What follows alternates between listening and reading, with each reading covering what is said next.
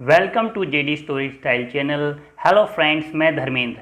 आज मैं आपके लिए लेकर आया हूँ famous American writer O Henry की कहानी द लास्ट लीफ, आखिरी पत्ता। ओ हेनरी का पूरा नाम विलियम सिडनी पोर्टर है। कहानी पसंद आए तो इसे लाइक करें, शेयर करें और भी इंटरेस्टिंग कहानियाँ सुनने के लिए जेडी स्टोरी स्टाइल चैनल को सब्सक्राइब करें। आइए स्टार्ट करते हैं story the last leaf. Washington चौक के पश्चिम की ओर एक छोटा सा मोहल्ला है जिसमें टेढ़ी मेढ़ी गलियों के जाल में कई बस्तियां बसी हुई हैं। ये बस्तियां बिना किसी तरतीब के बिखरी हुई हैं। कहीं कहीं सड़क अपना ही रास्ता 2-3 बार काट जाती है। इस सड़क के संबंध में एक कलाकार के मन में अमूल्य संभावना पैदा हुई कि कागज, रंग और कैनवास का कोई व्यापारी यदि तगादा करने यहाँ आए तो रास्ते में उसकी अपने आप से मुठभेड़ हो जाएगी और उसे एक पैसा भी वसूल किए बिना वापस लौटना पड़ेगा। इस टूटे फूटे और विचित्र ग्रीनविच ग्राम नामक मोहल्ले में दुनिया भर के कलाकार आकर एकत्रित होने लगे। वे सब के सब उत्तर दिशा में खिड़कियां, 18वीं सदी के मेहराबे, छत के कमरे और सस्ते किरायों की तलाश में थे। बस छठी सड़क से कुछ कांसे के लोटे और टिन की तश्तरियां खरीद लाए और गृहस्थी बसा ली। एक नीचे से मकान के तीसरी मंजिल पर सू और जॉन्सी का स्टूडियो था। जॉन्सी जोना का बिगड़ा हुआ नाम था। एक मेइन से आई थी और दूसरी कैलिफोर्निया से।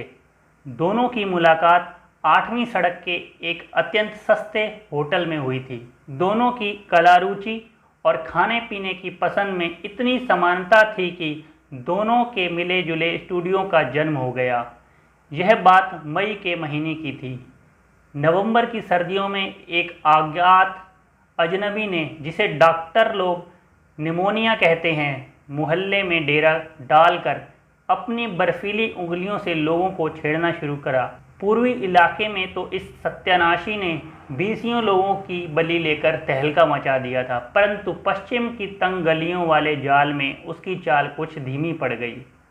मिस्टर निमोनिया स्त्रियों के साथ भी कोई रियायत नहीं करते थे। कैलिफोर्निया की आंधियों से जिसका खून फीका पड़ गया हो, ऐसी किसी दुबली पतली लड़की का इस भीमकाय फुंकारते देते से कोई मुकाबला तो नहीं था। फिर भी उसने जॉन्सी पर हमला बोल दिया। वह बेचारी चुपचाप अपनी लोहे की खाट पर पड़ी रहती और शीशे की खिड़की में से सामने के ईंटों के मकान की कोरी दीवार को देखा करती। एक दिन उसका इलाज करने वाले बूढ़े डॉक्टर ने थर्मामीटर झटकते हुए सू को बाहर के बरामदे में बुलाकर कहा, उसके जीने की संभावना रुपए में 2 आना है, और वह भी तब यदि उसकी इच्छा शक्ति बनी रहे। जब लोगों के मन में जीने की इच्छा ही नहीं रहती और वे मौत का स्वागत करने को तैयार हो जाते हैं तो उनका इलाज धन्वंतरी भी नहीं कर सकते। इसलिए लड़की के दिमाग पर भूत सवार हो गया है कि वह अब अच्छी नहीं होगी। क्या उसके मन पर कोई बोझ है? सू बोली, और तो कुछ नहीं, पर किसी रोज नेपल्स की खाड़ी का चित्र बनाने की उसकी प्रबल आकांक्षा है। चित्र? मैं पूछ रहा था कि उसके जीवन में कोई ऐसा आकर्षण भी है कि जिससे जीने की इच्छा तीव्र हो, जैसे कोई नौजवान? बिच्छू के डंक की सी चुभती आवाज़ में सू बोली, नौजवान? पुरुष और प्रेम छोड़ो भी। नहीं डॉक्टर साहब, ऐसी कोई बात नहीं है। डॉक्टर बोला, सारी बुराई की जड़ यही है। डॉक्टरी विद्या के अनुसार जो कुछ मुमकिन है उसे किए बिना नहीं छोड़ूंगा, पर जब कोई मरीज अपनी अर्थी के साथ चलने वालों की संख्या गिनने लग जाता है तब दवाइयों की शक्ति आधी रह जाती है। अगर तुम उसके जीवन में कोई आकर्षण पैदा कर सको जिससे वह अगली सर्दियों में प्रचलित होने वाले कपड़ों के फैशन के बारे में चर्चा करने लगे तो उसके जीने की संभावना कम से कम दूनी हो जाएगी। डॉक्टर के जाने के बाद सू अपने कमरे में गई और उसने रो रो कर कई रुमाल निचोड़ने के काबिल कर दिए। कुछ देर बाद चित्रकारी का सामान लेकर वह सीटी बजाती हुई जॉन्सी के कमरे में पहुंची। जॉन्सी चद्दर ओढ़े चुपचाप बिना हिले डुले खिड़की की ओर देखती पड़ी थी। उसे सोई हुई जानकर उसने सीटी बजाना बंद कर दिया। तख्ते पर कागज लगाकर वह किसी पत्रिका की कहानी के लिए कलम स्याही से एक तस्वीर बनाने बैठी। नवोदित कलाकारों को कला की मंजिल तक पहुंचने के लिए पत्रिकाओं के लिए तस्वीरें बनानी ही पड़ती हैं। जैसे साहित्य की मंजिल तक पहुंचने के लिए नवोदित लेखकों को पत्रिकाओं की कहानियां लिखनी पड़ती हैं। ज्यों ही सू एक घुड़सवार जैसे ब्रीजस पहने, एक आंख का चश्मा लगाए, किसी इडाहो के गडरिये की चित्र की रेखाएं बनाने लगी कि उसे एक धीमी आवाज़ अनेक बार दोहराती सी सुनाई दी। वह शीघ्र ही बीमार के बिस्तरे के पास गई। झांसी की आंखें खुली थीं। वह खिड़की से बाहर देख रही थी और कुछ गिनती बोल रही थी, लेकिन वह उल्टा जप कर रही थी। वह बोली 12, फिर कुछ देर के बाद 11, फिर 10 और 9 और तब एक साथ 8 और 7। सू ने उत्कंठा से खिड़की के बाहर नज़र डाली। वहाँ गिनने लायक क्या था? एक खुला बंजर चौक या फिर 20 फीट दूर ईंटों के मकान की कोरी दीवार।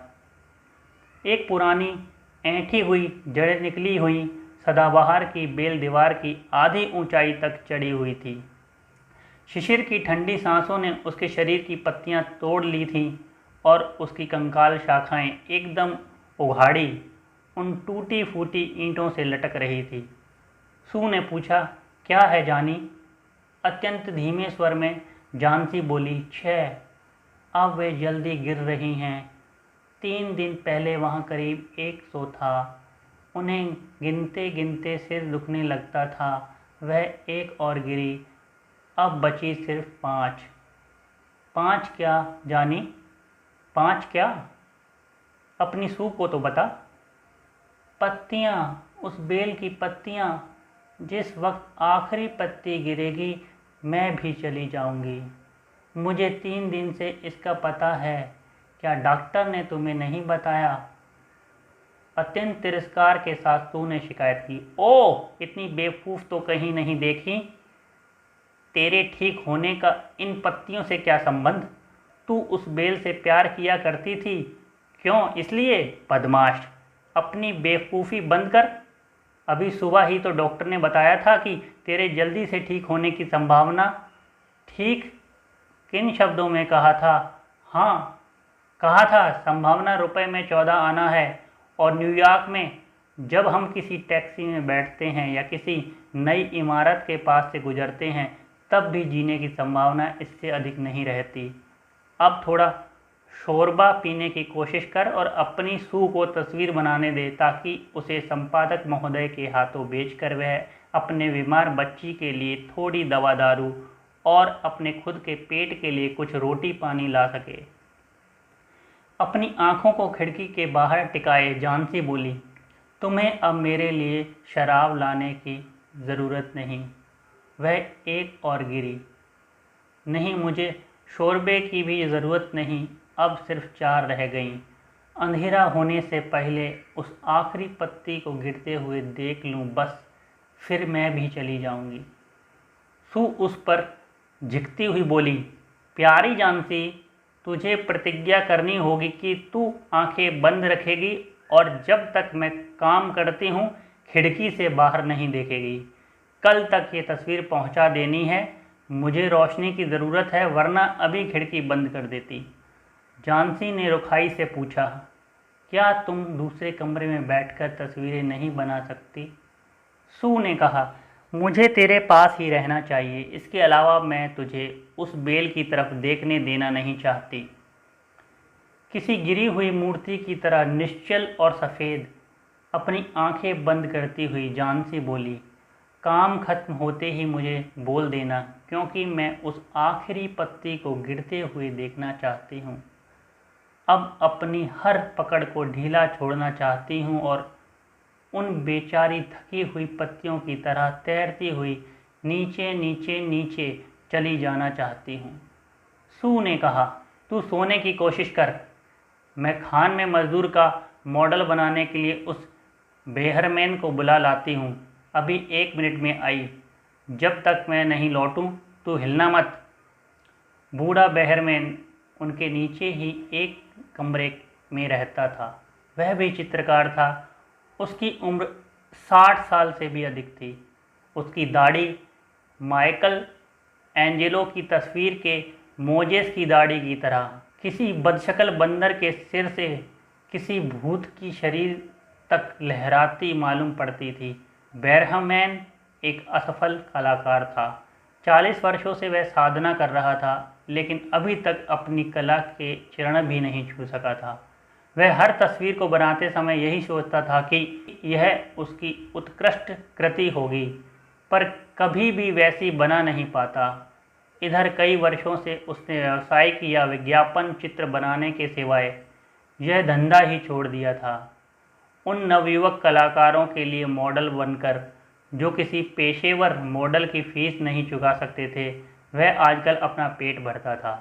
वह ज़रूरत से ज़्यादा शराब पी लेता और अपनी उस उत्कृष्ट कृति के विषय में बकवास करता जिसके सपने वह संजोता था। वैसे वह बड़ा खूंखार बूढ़ा था जो नम्र आदमियों की जोरदार मजाक उड़ाता और अपने को इन दोनों जवान कलाकारों का पहरेदार कुत्ता समझता था। सू ने बेहरमैन को अपने अधेड़ अड्डे में पड़ा पाया। उसमें से बेर की गुठलियों की सी गंध आ रही थी। एक कोने में वह कोरा कनवास खड़ा था जो उसकी उत्कृष्ट कलाकृति की पहली रेखा का अंकन पाने की 25 वर्षों से बाट जोह रहा था। उसने बूढ़े को बताया कि कैसी झांसी उन पत्तों के साथ अपने पत्ते जैसे कोमल शरीर का संबंध जोड़कर उनके समान बह जाने की भयभीत कल्पना करती है और सोचती है कि उसकी पकड़ संसार पर ढीली हो जाएगी। बूढ़े बेहरमैन ने इस मूर्ख कल्पनाओं पर गुस्से से आंखें निकालकर अपना तिरस्कार व्यक्त किया। वह बोला, क्या कहा? क्या अभी तक दुनिया में ऐसे मूर्ख भी हैं जो सिर्फ इसलिए कि एक उखड़ी हुई बेल से पत्ते झड़ रहे हैं अपने मरने की कल्पना कर लेते हैं? मैंने तो ऐसा कहीं नहीं सुना। मैं तुम्हारे जैसे बेवकूफ़ पागलों के लिए कभी मॉडल नहीं बन सकता। तुमने उसके दिमाग में इस बात को घुसने ही कैसे दिया? अरे बेचारी झांसी, सू ने कहा। वह बीमारी से बहुत कमज़ोर हो गई है और बुखार के कारण ही उसके दिमाग में ऐसी अजीब अजीब कलुषित कल्पनाएं जाग उठी हैं। अच्छा, तुम अगर मेरे लिए मॉडल नहीं बनना चाहते तो मत बनो, हो तो आखिर उल्लू के पट्टे ही। बेहरमैन चिल्लाया, तू तो लड़की की लड़की ही रही। किसने कहा मैं मॉडल नहीं बनूंगा? चल, मैं तेरे साथ चलता हूँ। आधे घंटे से यहीं तो झीक रहा हूँ कि भाई चलता हूँ, लेकिन एक बात कहूँ, यह जगह झांसी जैसी अच्छी लड़की के मरने लायक नहीं है। किसी दिन जब मैं अपनी उत्कृष्ट कलाकृति बना लूँगा तब हम सब यहाँ से चलेंगे, समझी? हाँ। जब वे लोग ऊपर पहुँचे तो झांसी सो रही थी। सू ने खिड़कियों के पर्दे गिरा दिए और बेहरमैन को दूसरे कमरे में ले गई। वहाँ से उन्होंने भयभीत दृष्टि से खिड़की के बाहर उस बेल की ओर देखा। फिर उन्होंने बिना एक भी शब्द बोले एक दूसरे की ओर देखा। अपने साथ बर्फ़ लिए हुए ठंडी बरसात लगातार गिर रही थी। एक केतली को उल्टा करके उस पर नीली कमीज में बेहरमैन को बिठाया गया, जिससे चट्टान पर बैठे हुए किसी खान के मजदूर का मॉडल बन जाए। 1 घंटे की नींद के बाद जब दूसरे दिन सुबह सू की आंख खुली तो उसने देखा कि झांसी जड़ होकर खिड़की के हरे पर्दे की ओर आंखें फाड़ कर देख रही थी। सुराहट के स्वर में उसने आदेश दिया, पर्दे उठा दे, मैं देखना चाहती हूँ। विवश होकर सू को आज्ञा माननी पड़ी। लेकिन यह क्या? रात भर वर्षा, आंधी तूफान और बर्फ़ गिरने पर भी ईंटों की दीवार से लगी हुई उस बेल में एक पत्ती थी। अपने डंठल के पास कुछ गहरी हरी, लेकिन अपने किनारों के आसपास थकावट और झड़ने की आशंका लिए पीली पीली वह पत्ती ज़मीन से कोई 20 फुट ऊंची अभी तक अपनी डाली से लटक रही थी। झांसी ने कहा, यही आखिरी है, मैंने सोचा था कि यह रात में ज़रूर ही गिर जाएगी। मैंने तूफ़ान की आवाज़ भी सुनी। खैर कोई बात नहीं, ये आज गिर जाएगी और उसी समय मैं भी मर जाऊंगी। तकिए पर अपना थका हुआ चेहरा झुकाकर सू बोली, क्या कहती है पागल? अपना नहीं तो कम से कम मेरा ख्याल कर, मैं क्या करूंगी? पर झांसी ने कोई जवाब नहीं दिया। इस दुनिया की सबसे अकेली वस्तु यह आत्मा है। जब वह अपनी रहस्यमयी लंबी यात्रा पर जाने की तैयारी में होती है, ज्यों ज्यों संसार और मित्रता से बांधने वाले उसके बंधन ढीले पड़ते गए, त्यों त्यों उसकी कल्पना ने उसे अधिक जोर से जकड़ना शुरू कर दिया। दिन बीत गया और संध्या के क्षीण प्रकाश में भी दीवार से लगी हुई बेल से लटकता हुआ वह पत्ता उन्हें दिखाई देता रहा। पर तभी रात पड़ने के साथ साथ उत्तरी हवाएं फिर चलने लगी और वर्षा की झड़ियां खिड़कियों से टकराकर छज्जे पर बह आईं।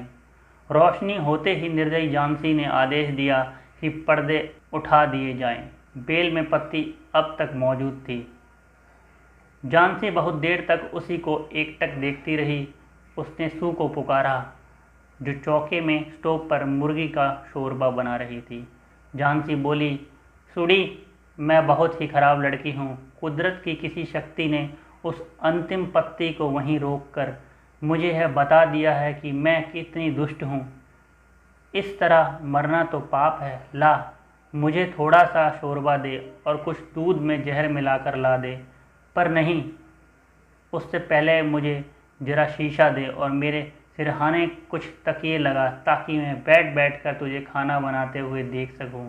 कोई 1 घंटे बाद वह बोली, सूडी, मुझे लगता है कि मैं कभी ना कभी नेपल्स की खाड़ी का चित्र जरूर बनाऊंगी। शाम को डॉक्टर साहब फिर आए। सू कुछ बहाना बनाकर उनसे बाहर जाकर मिली। सू के दुर्बल कांपते हुए हाथ को अपने हाथ में लेकर डॉक्टर साहब बोले, अब संभावना 8 आना मानी जा सकती है। अगर परिचर्चा अच्छी हुई तो तुम जीत जाओगी। और अब मैं नीचे की मंजिल पर एक दूसरे मरीज को देखने जा रहा हूँ। क्या नाम है उसका? बहरमैन। शायद कोई कलाकार है। निमोनिया हो गया है। अत्यंत दुर्बल और बुरा आदमी है और झपट जोर की लगी है। बचने की कोई संभावना नहीं। आज उसे अस्पताल भिजवा दूंगा, वहाँ आराम ज़्यादा मिलेगा। दूसरे दिन डॉक्टर ने सू से कहा, झांसी अब खतरे से बाहर है। तुम्हारी जीत हुई। अब तो सिर्फ पथ्य और देखभाल की ज़रूरत है। उस दिन शाम को सू झांसी के पलंग के पास आकर बैठ गई। वह नीली ऊन का एक बेकार सा गुलबंद निश्चिंत होकर बुन रही थी। उसने तकिए के उस ओर से अपनी बाह सू के गले में डाल दी। सू बोली, मेरी भोली बिल्ली, तुझसे एक बात कहनी है। आज सुबह अस्पताल में मिस्टर बहरमैन की निमोनिया से मृत्यु हो गई। वह सिर्फ 2 रोज़ बीमार रहा। परसों सुबह ही चौकीदार ने उसे अपने कमरे में दर्द से तड़पता पाया था। उसके कपड़े यहाँ तक कि जूते भी पूरी तरह से भीगे हुए और बर्फ़ के समान ठंडे हो रहे थे। कोई नहीं जानता कि ऐसी भयानक रात में वह कहाँ गया था, लेकिन उसके कमरे में से एक जलती हुई लालटेन, एक नसैनी, 2-4 ब्रश और फलक पर कुछ हरा और पीला रंग मिलाया हुआ मिला। जरा खिड़की से बाहर तो देख, दीवार के पास की उस अंतिम पत्ती को। क्या तुझे कभी आश्चर्य नहीं हुआ कि इतनी आंधी और तूफान में भी वह पत्ती हिलती क्यों नहीं? प्यारी सखी, यह बहरमैन की उत्कृष्ट कलाकृति थी। जिस रात को अंतिम पत्ती गिरी, उसी रात उसने उसका निर्माण किया था। फ्रेंड्स, यह कहानी आपको कैसी लगी कमेंट्स बॉक्स में कमेंट करके बताएं। कहानी पसंद आए तो इसे लाइक करें, शेयर करें और भी इंटरेस्टिंग कहानियाँ सुनने के लिए जेडी स्टोरी स्टाइल चैनल को सब्सक्राइब करें और बेल आइकन बटन दबाकर ऑल पर क्लिक करें, जिससे हमारी नई कहानियों की वीडियोस आप तक पहुंच सकें।